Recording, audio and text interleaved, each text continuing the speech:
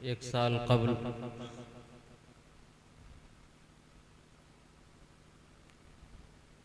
इसी तारीख को यहाँ पे एक दस्तारबंदी के ताल्लुक से भी प्रोग्राम था। आज शायद पूरा एक साल, जो दिन लग रहा है एक साल हो जाएगा पूरा। उसमें वो हमारे आपके बीच मौजूद थे। उनकी बेटी की दस्तारबंदी का प्रोग्राम था। लेकिन क्या खबर,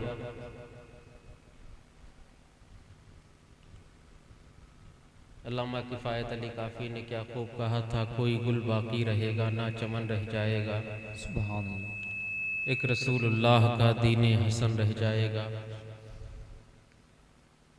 अतलशो कम ख्वाब के बिस्तर पे तू ही नाजा न हो, इस तने बेजान पर खाली कफन रह जाएगा। मौत एक ऐसी हकीकत है, हर कौम के नज़दीक अगर कोई सच्चाई है तो वो मौत है। अल्लाह ने कुरान में फरमाया है, कुल्लु मन अलैहा फ़ान, हर चीज़ फना हो जाएगी। मुबारकबाद के लायक हैं उनके बेटे जनाब शादाब साहब और उनके भाई और उनके चचा लोग, जिन्होंने उनके नाम से इस महफिल को सजाया।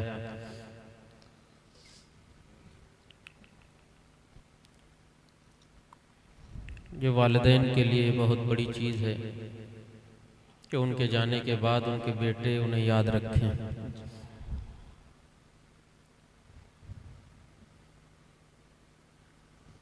इशा के बाद से लेकर अब तक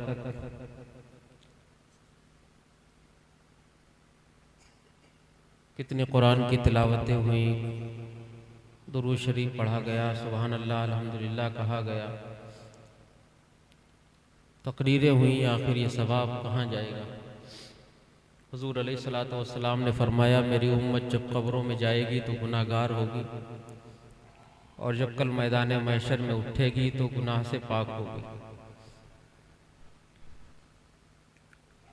यही है कि उसके जाने के बाद उसकी औलाद या वो कोई सवाब जारिया के काम खुद करके गया हो कि जो मुसलसल क़यामत तक उसे सवाब मिलता रहे, तो वो कब्र में बराबर इंसान के काम आते रहते हैं। इंसान तो नहीं रहता है, लेकिन इंसान की मोहब्बतें, उसका खुलूस, उसके काम हमेशा जिंदा रहते हैं। तो हमें आपको सबको चाहिए कि हम दुनिया में आए हैं तो कुछ काम ऐसे करके जाएं कि लोगों के दिलों में हम जिंदा रहें। ये चीज़ हम अल्लाह वालों से सीख सकते हैं कि अल्लाह वाले आज न जाने कितने हैं गए हुए, कई 100 सालें हो गई, 1000 सालें हो गई, 800 सालें हो गई, 400 सालें हो गई। कोई कहीं दफन है, कोई कहीं दफन है, कई हज़ार किलोमीटर दूर हमसे दफन है। लेकिन आज हम इस छोटे से गांव में बैठ के उनके नाम का नारा लगा रहे हैं, उन्हें याद कर रहे हैं। आखिर क्या था कि वो हमेशा लोगों के लिए जीते थे। अल्लाह उसके रसूल की हर हाल में वो रिज़ा चाहते थे और उसी तरीके पे चलते थे जो तरीका हमारे नबी अलैहिस्सलातु वस्सलाम का तरीका था। न क्या है इंसान का, माल चला जाता है, जिस औलाद के लिए हमने माल छोड़ा है उस औलाद को भी तो देख लें कि जिस औलाद के लिए हम माल छोड़ लें, क्या वो औलाद मेरे मरने के बाद काम आएगी? और दुनिया की हविस इतनी हो चुकी है लोगों के अंदर। इंसान की खुद की आप जिंदगी देख लें कि शादी के बाद वो जिंदगी अगर जीता है तो अपनी औलाद के लिए जीता है। माल जमा करता है, बिल्डिंगें बनाता है, मकानात बनाता है, कारोबार को बढ़ाता है, खेतियों को बढ़ाता है। आखिर किसके लिए बढ़ाता है? वो कितनी जिंदगी उसकी अब बाकी रह गई जो ऐशो आराम से गुजारेगा? हर इंसान अपने बच्चों के लिए, लेकिन वही औलाद उसके मरने के बाद आपस में लड़ाई झगड़े चालू होते हैं, बंटवारे में लड़ाई झगड़े होते हैं, माँ बाप को भूल जाते हैं। हद है, इंसान 40वें तक माँ बाप को याद रखता है। 40वां हुआ तो ऐसा लगता है कि औलाद बिल्कुल आजाद हो गई। लेकिन एक वो माँ बाप अक्लमंद होते हैं जो अपनी औलाद को दुनिया ही में नेक बनाते हैं, जी इस लायक बनाते हैं कि वो हमेशा अपने माँ बाप को याद रखें। तो आज देखें उन्हीं अल्लाह वालों की ज़िंदगी देखें, उन्होंने अपनी औलादों पे तवज्जो दी, उनकी औलादें नेक हुई। और यहाँ तक बहुत से तो ऐसे रहे जो अपनी औलादों की भी मोहताज नहीं रहे, अपने गुलामों को ऐसा तैयार कर दिया कि कोई फातिहा उनके घर वाले या औलाद पढ़े ना पढ़े, लेकिन उनके गुलाम ज़रूर उनके लिए फातिहा पढ़ते रहे। और अल्लाह वालों के सवाब का अंदाज़ा लगाएं। एक वली के लिए आप सरकार गौसे आदम को देख ले, दुनिया भर में कितनी नियाज सरकार गौसे आदम के नाम दिलाई जाती है। किसी का कोई खूनी रिश्ता नहीं, कोई रिश्तेदारी नहीं, सरकार गौसे आदम थे। लेकिन अल्लाह ने मोहब्बत लोगों के दिलों में डाली गौसे आदम। जितना लोग गौसे आजम के नाम पे खर्च कर देते हैं, उतना शायद अपने माँ बाप के नाम पे ना खर्च करें। तो ये थे अक्लमंद। तो हमें आपको भी चाहिए कि हम इस महफिल में बैठे हैं, हमसे कबल जो आपने तकरीर सुनी, अगर हम थोड़ा सा अमल कर लें तो ये नहीं कि हम दुरूद शरीफ पढ़ेंगे सिर्फ उमर खान साहब को सवाब मिलेगा। हम दुरूद शरीफ पढ़ेंगे, हमें भी सवाब मिलेगा, जिन्होंने महफिल को सजाया उन्हें भी सवाब मिलेगा, जिनके लिए महफिल सजाई गई उन्हें भी सवाब मिलेगा। अल्लाह के यहाँ कोई कंजूसी नहीं है किसी मामले में। अल्लाह जब देता है तो बेहिसाब देता है। कुरान इंसान पढ़ता है, सोचता है कि कुरान पढ़ लिया सिर्फ हम अपने माँ बाप को बख्श दे, दूसरों को बख्शें तो बट जाएगा। ऐसा कुछ नहीं है। जितनों को आप बख्शो सबको बराबर उसका सवाब पहुंचेगा और आपको भी पढ़ने का सवाब मिलेगा। तो हमें तो अपना दिल इतना वसी रखना चाहिए और गैरों पे हमें ज्यादा तरस आना चाहिए, अपनों से ज्यादा। जो गैरों के लिए जीते हैं वो हमेशा जिंदा रहते हैं। तो हमें आपको चाहिए कि कसरत के साथ दुरूद शरीफ पढ़ें, कलमा शरीफ पढ़ें, जितना भी हमसे हो सके। मरना सबको एक दिन हकीकत है, सबको जाना है दुनिया से, सब मिट्टी के नीचे दफन कर दिए जाएंगे। कोई किसी का पुरसाने हाल नहीं होगा, कोई कब्र में साथ लेटने वाला नहीं होगा, कोई कब्र में साथ जाने को तैयार नहीं होगा। कितना भी आपके ऊपर दुनिया पे वो इंसान मरता हो, कितनी भी मोहब्बत करता हो, लेकिन जब आखिरी वक्त होगा, हमें कब्र में लिटाया जाएगा तो हमारे कब्र में हमारे साथ कोई लेटने वाला नहीं होगा। जब हमसे सवाल जवाब होंगे तो हमारे सवालों का कोई जवाब देने वाला नहीं होगा। जब हम पे बुरा वक्त होगा, कब्र में अजाब होगा, तो हमारे अजाब में कोई हमें बंटवारा करने नहीं हमारे पास आएगा। आज इंसान रुकता है कितनी देर कब्र पे। इंसान का हाल तो वही है, शादी ब्याह का हाल जैसा हो गया कि इंसान जाता है, नाश्ता किया, खाना खाया, भागा। वही कब्र का हाल है कि कब्र पे इंसान जाता है, बस मिट्टी दी, और जितनी देर मिट्टी नहीं होती दुनिया की बातें, फला जगह ये हुआ, फला जगह हुआ, दुनिया की बातें। सोचना चाहिए कि हम कहाँ आए, किस जगह खड़े।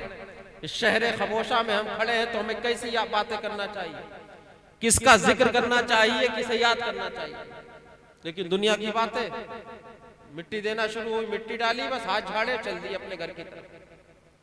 हुजूर अलैहिस्सलाम ने फरमाया कि इंसान को कब्र पे इतनी देर रुकना चाहिए कि एक ऊंट ज़िबा किया जाए, उसकी बोटी की जाए, उसे तकसीम किया जाए। आप खुद सोचें, कोई नए शहर में आप जाएं, तने तन्हा हो, कोई आपका साथी, कोई यारो मददगार कोई ना हो, तो आपको कैसा महसूस होगा? जबकि हम लोगों के बीच में है, दुनिया में है, लेकिन इंसान की एक अंदर की कैफियत अलग टाइप की होती है। अब आप सोचें कि अंधेरी कोठरी में इंसान जा रहा है, ऐसा नहीं कि वो मुर्दा पड़ा है, उसे कुछ नहीं मालूम। हदीस शरीफ में जो तलकीन का तरीका आया है, हुजूर अलैहिस्सलाम ने खुद फरमाया तलकीन किस वजह से की जाती है कि जब इंसान मुर्दे के लिए तलकीन की जाती है तो उसे उसका नाम उसकी माँ के साथ लेके बुलाया जाता है, 3 बार आवाज दी जाती है। जब 3 बार उसे आवाज देंगे तो वो मुर्दा उठ के बैठ जाता है और वो कहता है, कहो क्या कहते हो। तो जो कब्रों के सवाल होते हैं, मन रब्बुका मा दीनुका, जो कहने वाला जो तलकीन कर रहा है, तो उसके सवालों का जवाब उसे बताता है। मन रब्बु का, तुम्हारा रब कौन है? कहो रब्बी व रब्बुकल्लाह, मेरा रब और तुम्हारा रब कौन है?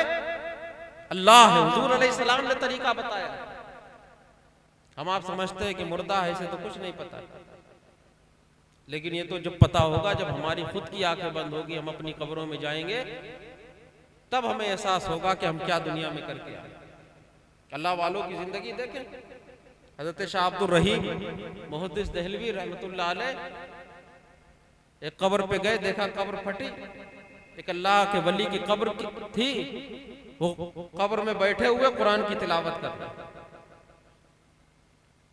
उन्होंने देखा तो उन्होंने पूछा क्या कयामत आ गई? कहने नहीं, कब्र को बंद कर दो। कब्र के मामलात हम आप नहीं जान सकते। अल्लाह जिन्हें दिल की निगाहें देता है वो कब्र के हालात जानता है। हजरत हसन बसरी रज़ियल्लाहु ताला अन्हु के पास एक औरत गई, उसकी जवान बेटी फौत हो गई थी,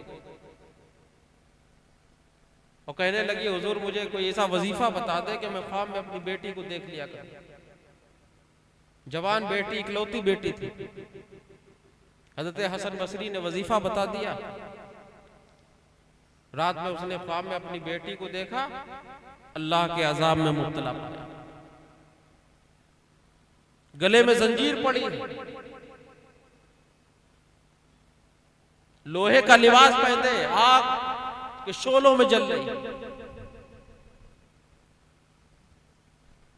घबरा के उठी, बेटी के जाने का गम, अल्लाह के अजाब में मुब्तला देखा और उसका गम बढ़ गया।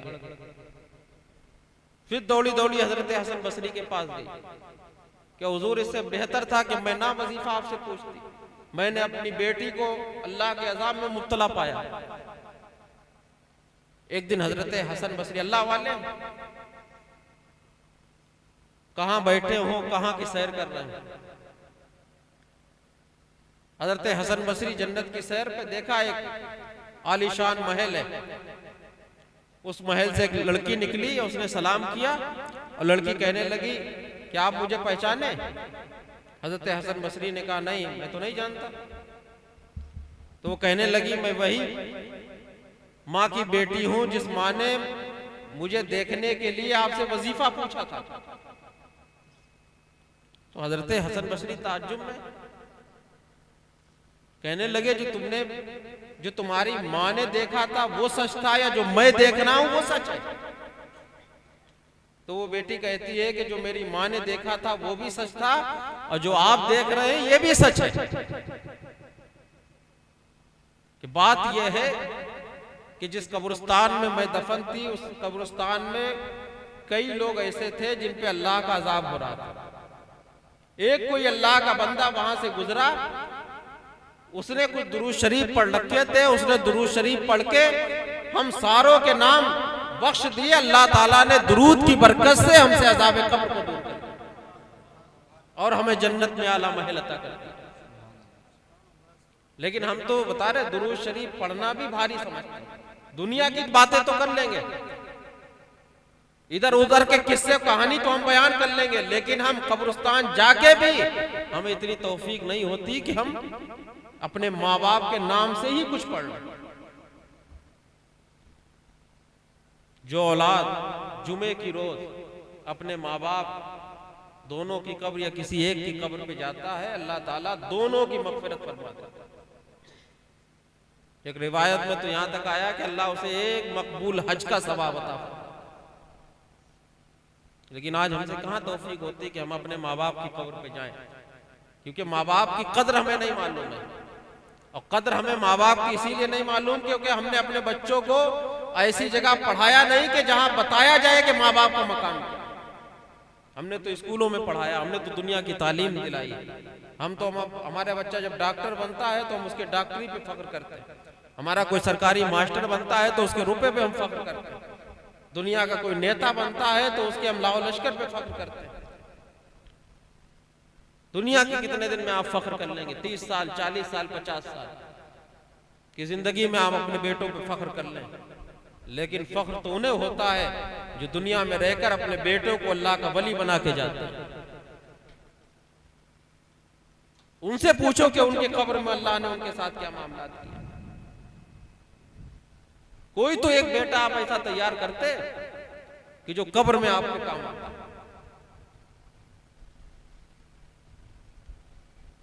न जाने कितनी रिवायतें ऐसी हैं। खुद हमारे वालिद बुजुर्गवार का वाकया है कि हमारे गांव में कोई आलिम नहीं था। हुजूर बहरुल इरफान की दादी ने कहीं सुन रखा था किसी तकरीर में कि जब घर में कोई एक खानदान में कोई बेटा आलिम होगा तो वो पूरे खानदान की मगफिरत करा लेगा। तो उनकी तमन्ना थी कि मेरा भी कोई ऐसा बेटा है, कोई औलाद ऐसी होती जिसे मैं आलिम दीन बना। और अल्लाह ने ऐसी सुनी कि एक आलिम दीन नहीं बल्कि अल्लाह ने एक अल्लाह का वली बना दिया। सुभान अल्लाह, सुभान अल्लाह। जो एक खानदान के लिए नहीं बल्कि एक जहान के लिए, मगफिरत के लिए काफी था। सुभान अल्लाह। लेकिन हमें बता रहे, हमें तो दुनिया के जो दुनिया में नाम रोशन कर ले हमें उसी पे फख्र।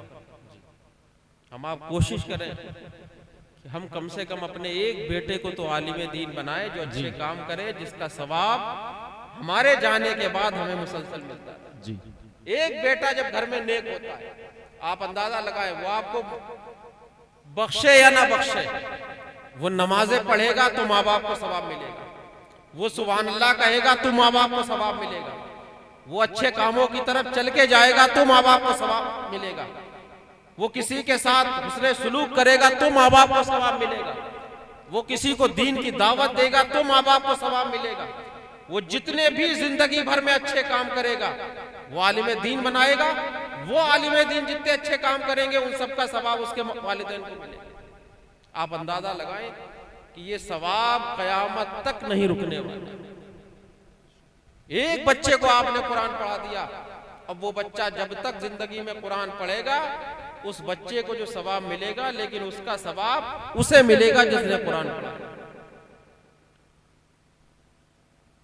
आखिरत का मामला बहुत कठिन है, लेकिन हमने जितना आसान समझ लिया है, ये हकीकत में बिल्कुल ये हमारी अक्लें इससे कोसों दूर। हमें आपको चाहिए कि हम अपने आप को बदलें, हम अपने माँ बाप की कदर भी करें। उनसे पूछो जिनके माँ बाप नहीं, उनके दिल से पूछो। घर से जब एक बूढ़े का जनाजा उठता है तो घर की रौनक उठ जाया करती है। रहमत का साया जो औलाद पे होता है वो रहमत का साया चला जाता है। माँ बाप हमारे लिए रहमत है, लेकिन हमें नहीं एहसास है। हमें तो एहसास जब होगा जब औलाद का दर्द देखे हमारे अंदर कितना होता है। एक साहबी रसूल ने अपनी वालिदा को 7 बार अपने कांधे पे बिठाल के हज कराया। जिन्होंने हरमैन शरीफैन की जियारत की आज के दौर में वो जानते हैं कि जब आज के दौर में पैदल हज करना कितना तकलीफ दे। 25 से 30 किलोमीटर का एरिया इंसान को चलना पड़ता है पैदल, जबकि आज तो रास्ते बन गए। लेकिन उस जमाने में जब पहाड़ थे, कोई रास्ते नहीं थे, पैदल हज अपनी माँ को कराया। और हुजूर के पास आया कि या रसूलल्लाह, क्या हमने अपनी माँ का हक अदा कर दिया?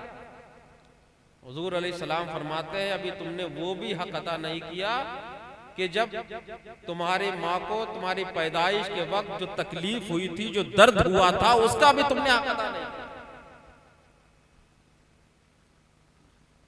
माँ बाप ने हमें पाला, हमारा बचपना था, हम छोटे थे, कितनी मेहनतों से, कितनी मशक्कतों से, कैसे कैसे कमा के हमें खिलाया है, हमें बड़ा किया है। उस माँ से पूछो जो गीले में लेट के अपने बच्चे को सूखे में लिटाते थे, बच्चे के लिए अपनी जानें कुर्बान किया करती थी। लेकिन आज वो माँ बाप बूढ़े हो जाते हैं तो हम पे भारी हो जाते हैं, हमारे दिल से कदर निकल जाती है माँ बाप की। हम भारी समझते हैं कि उनके ऊपर कुछ खर्च करना। हम अपनी औलाद के ऊपर तो खर्च करते हैं, अपने अहलो अयाल के ऊपर तो सब कुछ लुटाने के लिए तैयार है। हद तो ये है कि हम अपने ससुराल के हर इंसान के ऊपर सब कुछ लुटा देंगे, लेकिन अपने माँ बाप के ऊपर एक चवन्नी खर्च करने के लिए तैयार नहीं। और लेकिन भाई जब माँ बाप दुनिया से चले जाते हैं तो हम कहीं भी दुनिया में रह रहे हैं, हम चले आएंगे नमाज जनाजा में, नमाज पढ़े ना पढ़े मिट्टी में चले आएंगे, लेकिन जब फातिहा होगी तो इतना दस्तरखान पे रख देंगे, लोग समझेंगे कि माँ बाप से सबसे ज्यादा मोहब्बत हम ही करते हैं। अगर तुमने जितना आज उनकी फातिहा के लिए जमा किया है, इतना तुम उन्हें जिंदगी में खिला देते, शायद वो दिन ये न दे। हम सबकी बात नहीं कर रहे, जो ऐसा करते हैं उनकी बात कर रहे हैं। अभी भी वक्त है, जिनके माँ बाप हैं वो अपने वालिदैन की कदर करें। हकीकत में माँ बाप से बड़ी कोई इंसान के लिए दौलत नहीं हो सकती। माँ बाप जो दुआ करता है, माँ बाप जो मोहब्बत करता है, उसकी मोहब्बत बेलालच हुआ करती है। कोई भी तुम्हारे लिए दुआ करेगा या तुमसे कोई मोहब्बत करेगा, जरूर कुछ ना कुछ लालच शामिल होगा। लेकिन जब माँ बाप के हाथ अपनी औलाद के लिए उठते हैं तो उसमें कोई लालच नहीं होता। कौन ऐसे माँ बाप है जो अपनी औलाद की तरक्की नहीं चाहते, अपने औलाद को आगे बढ़ाना नहीं चाहते? माँ बाप ही है, सिर्फ सोचते हैं कि हमारी औलाद हमसे आगे निकल जाए, हमसे ज्यादा नाम रोशन करे। लेकिन हम माँ बाप के साथ क्या सलूक करते हैं? हमने माँ बाप के साथ अगर उसने सलूक न किया और उनके हुकूक ना अदा किए, देखिए हर एक के हुकूक हैं, माँ के भी हक हैं, बाप के भी हक हैं, बीवियों के भी हक हैं, बच्चों के भी हक हैं, भाई बहनों के भी हुकूक हैं, दोस्त यार के भी हुकूक हैं, हर एक के हुकूक हैं। हम सबसे पहले हुकूक पढ़ें कि आखिर किसका हक क्या है, और अगर हम हक अदा नहीं करेंगे तो कल हमारी मैदान महशर में पकड़ो। अब माँ बाप तो चले गए दुनिया से, अब हम पे क्या हक बनता है? हमारा तरीका वही होना चाहिए कि हमारे माँ बाप जिनसे मोहब्बत करते थे, हम भी उनसे मोहब्बत करें। हमारे माँ बाप जिनकी खिदमत करते थे, जिनकी मदद करते थे, हम भी उनकी मदद क्या करें। अल्लाह तुम्हें जैसी तौफीक दे। जरूरी नहीं कि आप पैसे से मदद करें, आप हाथ पैर से मदद करते हैं उनकी। बुरा वक्त आए उनके साथ आप खड़े हो जाएं, यही उनकी मदद है। आप मोहब्बत से उन्हें 2 बार सलाम कर लें। आप किसी की खिदमत करने से कोई छोटे नहीं हो जाएंगे। जो भी अपने बड़ों के आगे झुकते हैं वो हमेशा ऊंचे रहते, बुलंद रहते। लोगों की खिदमत करने वाले कभी गिरते नहीं है। हुजूर अलैहिस्सलाम का खुद तरीका था। हुजूर अलैहिस्सलाम तो माँ बाप तो दूर की बात रही, हुजूर अलैहिस्सलाम बूढ़ों के लिए खड़े हो जाया करते। लेकिन आज तो हमें तौहीन महसूस होती है कि हम बूढ़ों को सलाम भी करते हैं, खड़े हो जाए बूढ़ों के लिए। आज हमारे घर में कोई अगर डॉक्टर इंजीनियर बन जाए और हमारा बाप अगर किसान हो तो बेटा जल्दी तारुफ नहीं कराएगा फलां से। अगर कोई बाहर के मेहमान आ जाए तो ये नहीं बताएगा ये हमारे बाप है।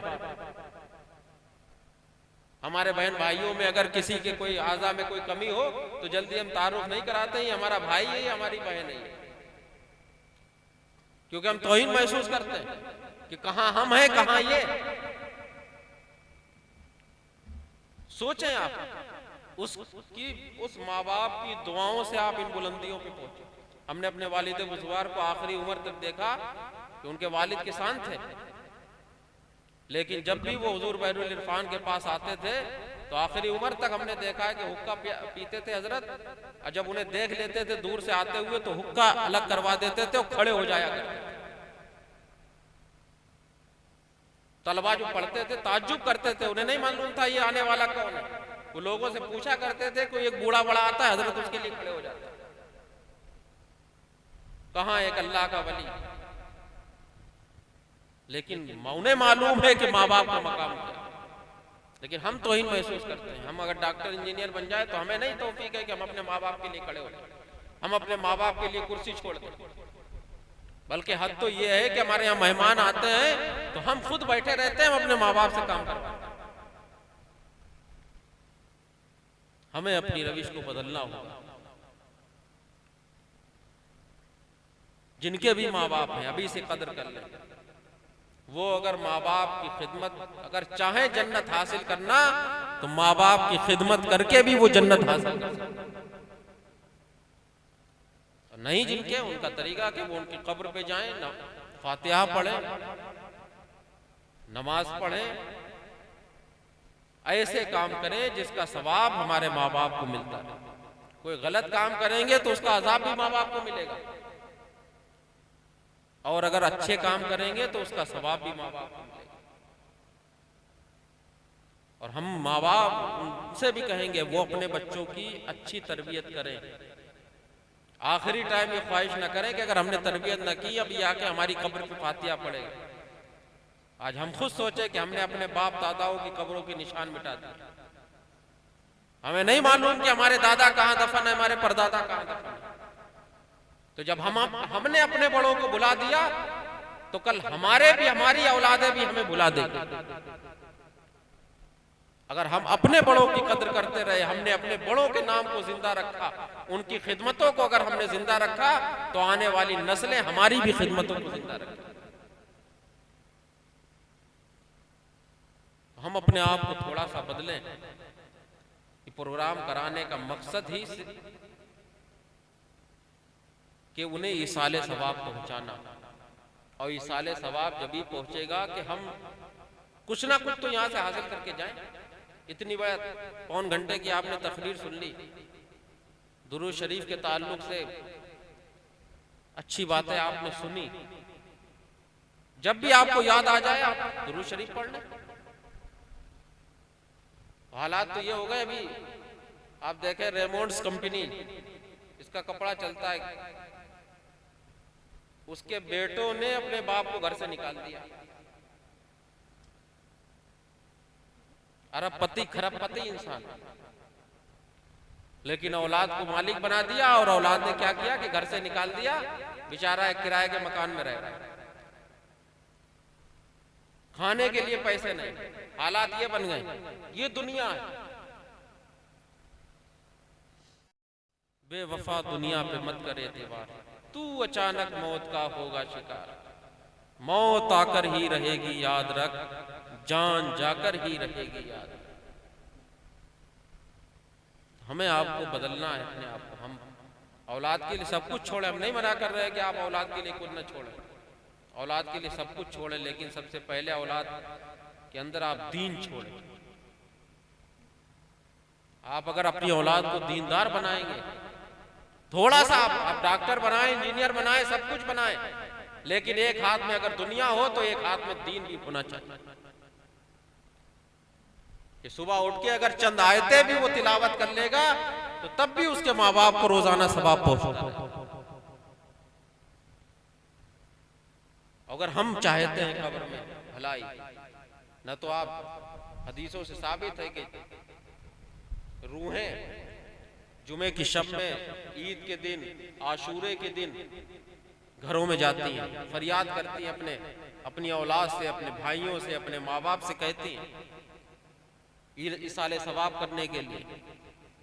जिनके घर से इसाले सवाब होता है, हजरत जिब्रील उन तक वो पहुंचाते हैं, और जो बगल में होते हैं, जिनके घर से कुछ नहीं जाता है, वो रूहें बहुत मायूस होती हैं। बुजुर्गों ने फरमाया कि इंसान को कफन भी अच्छे कपड़े में देना चाहिए, क्योंकि रूहें कफन पे भी फख्र महसूस करती हैं। हम ये ना समझे कि वो खत्म हो गया, वो मर गया, कुछ नहीं। हालात तो ये है कि हमसे ज्यादा वो सुन रहा है। लोग दफन करके चलते हैं, मुर्दा कदमों की आहट सुनता है। जो हम नहीं सुन रहे, वो मुर्दा सुन रहा है।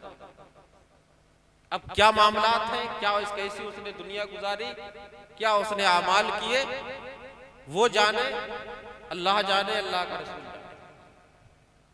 हम अपनी कब्र को अगर अच्छा बनाना चाहते हैं तो हम अपने आप को बदलें। हम अपनी मस्जिदों को आबाद रखें, हम आपस की लड़ाई झगड़े खत्म करें।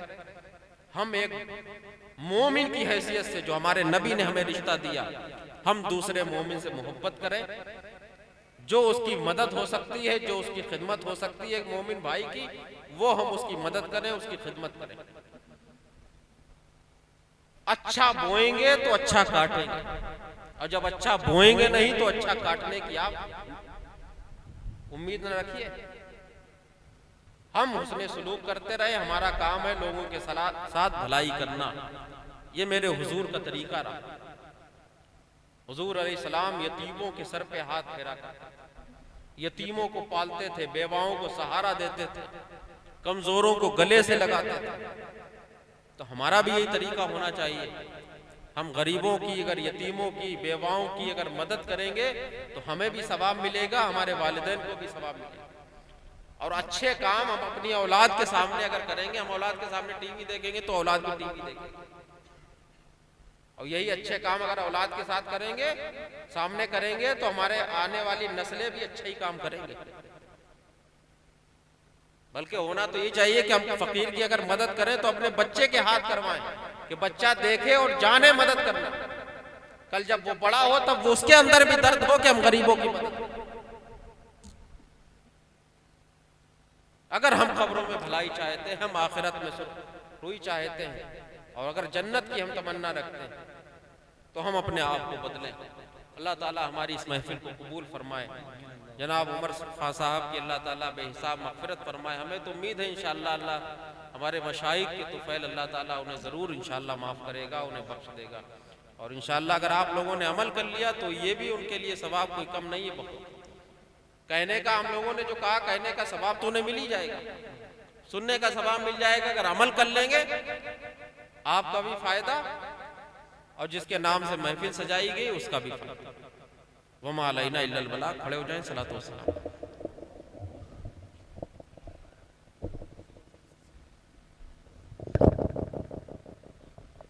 या नबी सलाम अलैका